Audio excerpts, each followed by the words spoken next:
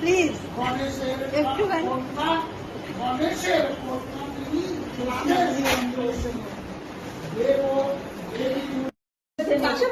এরকম ছবি বিরল, এরকম দৃশ্য দেখা যায় না খুব একটা।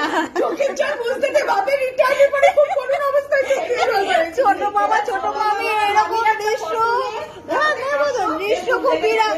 তারপর আবার ছোট মামি মাথা ঘোমটা দিয়েছে, এটা তো একদম মানে অবিশ্বাস্য একটা ব্যাপার, বিরল ঘটনা। মামি শুধু একটু হাসতে হবে।